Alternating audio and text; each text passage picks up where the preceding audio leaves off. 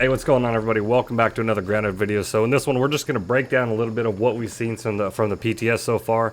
We had a good chance to play quite a bit of it yesterday through the Steam application. So before I get into it, I just want to say real quick. So they are having issues with the Xbox Insider app being able to play the PTS. Obviously, you can't play it right now.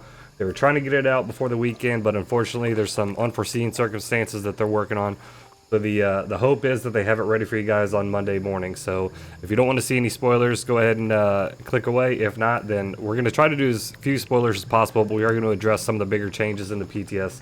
So let's just get into it. So the first thing, obviously, is the big system that everyone's talking about.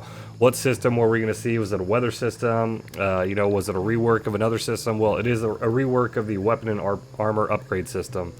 So the big thing now is quartzite is gone. From day one, quartzite's been a staple resource in the game. That is completely gone now. And it has been replaced by tough nuggets and fashion nuggets. Tough nuggets for your weapon upgrades and fashion nuggets for your armor upgrades. So there's basically 3 different tiers is the way that I break it down. Before we move on to that though, so if you do have quartzite, prior to joining the PTS, go ahead and take all that quartzite you have, convert it into quartzite globs prior to the PTS, and then when you join the PTS, those quartzite globs will be converted to mighty globs. And I'll show you guys what do we mean here. So there are no more quartzite globs. Any quartzite globs that you do make will be converted into these mighty globs, and same thing for the jewels and everything. And that's it for the weapons. So in terms of the armor, your leather scraps and your leather plates and everything, grub, berry, and pupa, those are completely gone. So if you do want to use those, if you have a bunch of those waiting around, go ahead and upgrade a bunch of the armor you can.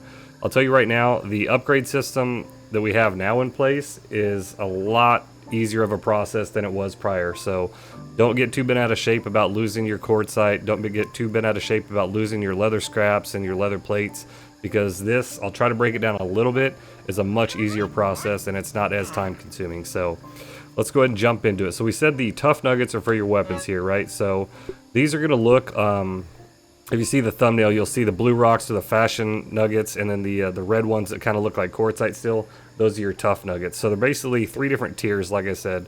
So your regular tough nuggets here are going to be for levels 1 through 5, and it's going to take, I think, a total of 30 tough nuggets to upgrade one weapon to level 5. So it's going to start at 2.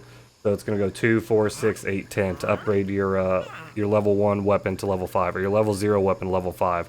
Once you get to level 5, you'll be able to go to level 6 and 7 using the cool tough nuggets. These are only going to take 5 to level 6 and then 10 to level 7.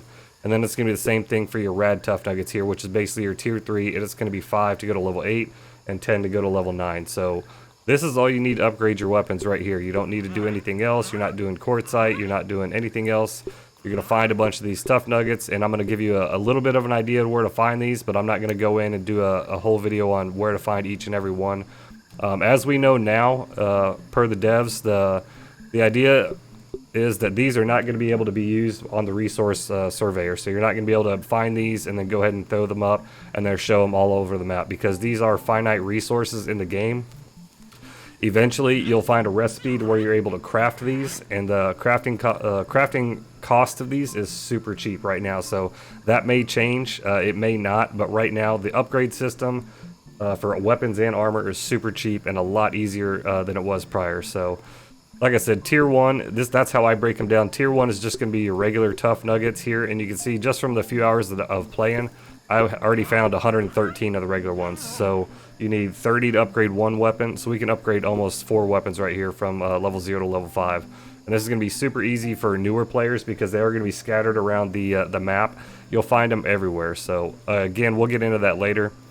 Cool tough nuggets, these are going to be in your nodes. They're going to be the bigger rocks that you see, and they're going to be identified basically being like a node of quartzite, right? And the thing is with these cool tough nuggets, when you break a node open, you're going to end up getting 3 of the cool tough nuggets, and you're always going to get, as it stands now, you're always going to get 3 of the regular tough nuggets too. So for the tier 2 rock you break open, you'll get 3 cool tough nuggets and 3 regular tough nuggets. Now onto the rad tough nuggets, these are going to be your bigger ones, the same color. They're just going to look like an enlarged quartzite glob or tough nugget glob. These are actually going to give you 9 total pieces. You're going to get 3 of the rad tough nuggets, 3 of the cool tough nuggets, and 3 of the regular tough nuggets. So there are an abundance of these out there right now. Even for the finite amount that you actually find and harvest, you'll still be able to upgrade a lot of your weapons. And like I said, down the road, you'll be able to go ahead and craft these tough nuggets. You'll be able to craft the cool tough nuggets, and you'll also be able to craft the rad tough nuggets.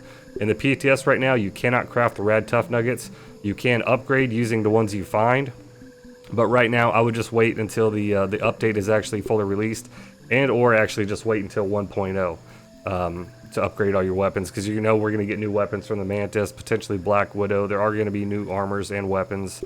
So I would definitely just recommend saving these. Upgrade if you want a little bit here and there, because you can craft these once you get the recipe, but I would definitely hold on to the rad tough nuggets. So the same thing's going to go with the fashion nuggets. These are going to be those bluer rocks. They kind of look like giant pebblet nodes. And the singular ones, the singular pieces that you'll find on the ground, just kind of look like pebblets, but they do have like a bluish tint to them. So they're kind of easily identifiable. And you can see right here, just in a few hours, we have 114 of these. And so for the armor upgrades, is actually a lot cheaper than the weapons. So your regular fashion nuggets are going to go for levels 1 through 5 is going to require 1, 2, 3, 4, and 5 fashion nuggets for a total of 15 fashion nuggets to upgrade one piece of armor from level 0 basically to level 5. So 45 total for your whole set of armor. I don't know how many people actually use a whole set of armor like I do. And then same thing for your cool fashion nuggets. That's going to take 2 and 4 to go to level 6 and 7. And for your rad fashion nuggets for level 8 and 9, it's also going to take 2 and 4. So 6 total pieces to upgrade to level 7 or 6 through 9 here. So super cheap, very cost effective. It's not a lot of grinding for stuff like that. I'm going to show you here. So we do have the recipes for the cool tough nuggets and the regular tough nuggets and the cool fashion nuggets and the regular fashion nuggets. So tough nugget, 1 larva spike. That's it. So it's actually incentivizing you to go out and kill larvas to make 1 tough nugget. Cool tough nuggets is going to be 1 spider fang. Go out, kill some wolf spiders, get your spider fang, and you get a cool tough nugget. Fashion nugget is 1 sap. Super simple. Cool fashion nugget is some bug rubber. So this is going to take an acid gland and a piece of rubber to make the, acid gland and a piece of sap to craft the bug rubber. But again, that's days and light years away from what we had to do with the grub plates, the berry plates, the pupa plates, and everything like that, where you're taking a hide, turning it into leather scraps, and then turning it into a plate, and starting from grubs all the way up to pupa, where it took just an ungodly amount of time, and it just took too much. It was a nice process, but it just took too long, too much grinding, and too much factory work for my taste. So the acid glands, you know, can be found from the larva and I believe from the soldier ants. So super simple recipes there. Once you get these, you can craft as many as you can in terms of resources that you can gather. So that's the biggest thing right there. Where you're going to find these is basically everywhere. They're not like the milk molars. You'll find some that are hidden in some spots, but more often than not, anywhere you go in the game, anywhere you need to go, like the labs are going to have them, the ant hill, the larva cave, under the oak lab, in the pond lab, all those areas that you're typically going to be going, you're going to come across some of these, I guarantee it. And then for some of the bigger nodes and everything like that, it's going to incentivize you to explore the map. So go in and look for the abomination totem, go look for the rotten red ant club, go look for the just other areas in the game to where you think these might be, and odds are they're going to be there. The haze is going to have some, the sandbox, the trash heap, everywhere you go, you're going to come across some of them. And like I said, before too long, you're going to be able to get that recipe to go ahead and craft them. So I think it's a super welcome process for all the people that collected a ton of quartzite and all the grub and berry and pupa. It is what it is. It's early access. It's going to change. But the process from upgrading then to upgrading now is a heck of a lot smoother and a heck of a lot easier. So that's the big thing that we have from this PTS called the home stretch. I'm going to go ahead and jump into the next one here. And that's going to be our cooking. So the big thing with the ovens was that the meals weren't accessible to be able to make until you got to a certain point. You needed charcoal to craft the oven. By the time you got charcoal, you already have all the meals. The meals are more useful when you're a newer player, right? So they devised this new cooking mechanic here called a cookery. Now this is only, this is only used to craft meals that the player can consume. So you're not going to see the Broodmother BLT in here because you can't eat that. And with this being said, we also have 2 new recipes here. You'll see the Tadpoloka pudding and the spaghetti flea using water flea, rose 3, corn bits, and lily pad wax. This is basically going to give you the same thing as a gill tube, so it's going to provide junior diver well fed and because it's a meal. The Tadpoloka pudding 2 tadpole jerky, a lily pad wax, and a mint shard. This is basically going to give you the bubble helmet and the fin flops plus buffs right here, and I believe it's going to be 12 minutes. So you can see this is a tier 3 recipe, this is a tier 1. These can be purchased from Burgle after you complete one of the labs, I believe, and turn in the chip. You'll have that recipe available for purchase. But again, and then you still have all of these too. I don't think any of the recipes themselves have changed, or the buffs that they provide. So all of these are basically going to be the same. But the thing is, now you can craft these, and it's going to be a lot easier for the player to get these earlier. You can see here, and I think right now they'll cook 1 at a time. I'm not sure if that's intended or if you're going to be able to craft 5 of them at a time, but basically you're not going to have it start rotting away when you cook all 5 at a time. So I believe right now you can just cook 1 at a time. The next one will be in queue. Once this one's done, then the next one will start cooking. Pick those up, eat them, and definitely going to help out newer players earlier on. And I believe let's go ahead and check what it costs to craft this. I believe it's pretty cheap too. Cookery here. So 9 weed stems, 2 clay, 1 acid gland, 1 boiling gland. So basically you go kill a bombardier beetle, kill a larva, or a soldier ant. You'll be able to get these relatively quick. Go ahead and start getting those recipes from turning in your lab chips and cook your meals. I know a lot of people don't use the meals right now, but I think this is going to incentivize a lot of the newer players playing the game to use those meals early on, especially when you're going into the hedge lab for the first time, the pond lab for the first time, the haze, all those areas where the insects are a lot stronger early on. This is definitely going to help you out. So welcome addition right there. Another thing on the recipes, so everything that used to cost or used to require quartzite to craft has basically been replaced by pebblet. So you can see the dew collector here used to require quartzite. That's the pebblet now. And I believe if we look at the repair tool right here, so now it's just crude rope, red ant part, and clay. So no more quartzite for those. Everything that used to use quartzite has been replaced for another resource. So quartzite is completely gone. I think there's one area in the sandbox where they still have a quartzite node in there, but you can't do anything with the quartzite. So that's it for that. Next thing we have the pet gnats, right? So the pet gnats I haven't messed with. I did watch somebody else. They got a pet gnat and then promptly drowned it shortly after getting it. So apparently if you have a pet gnat, don't go flying over the water because the gnat will drown. One of the things about the pets though, and I'll go ahead, I want to leave this too. I'm going to go ahead and leave a link in the description for the patch notes themselves and how to go ahead and join the PTS on Steam and the Xbox Insider app. So check out those if you don't know how to join the PTS. So one thing that I think is interesting now is, and I don't know if this was in here before, but there's a lot of changes with the pets. I'm not going to go into all of them, but one of the things that I wanted to test out, and one of the things that I noticed, is that now we have you can access your pet inventory from your own inventory right here. You see this little icon right here? That's going to allow you to access your pet inventory. So when you're friends with your pet or whatever, you're out running around, this is basically giving you an extra 10 inventory slots. So I will lead with this too. If your pet does escape or get killed, I don't know if you're going to lose all these items that you put in here.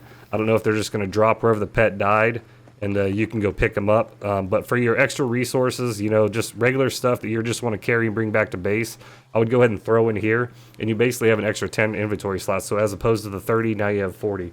I ran around quite a bit, and I was throwing stuff in the pet inventory. The pet doesn't have to be with you. My pet's been sitting here in the base the whole time. I'd go out and venture, and I'd come back, empty my inventory, and then I was able to go into my pet inventory and just transfer this over right away too. And while you're out adventuring, again, your pet doesn't have to be with you. I could take stuff from my backpack, throw it in my pet's, and vice versa, just like that.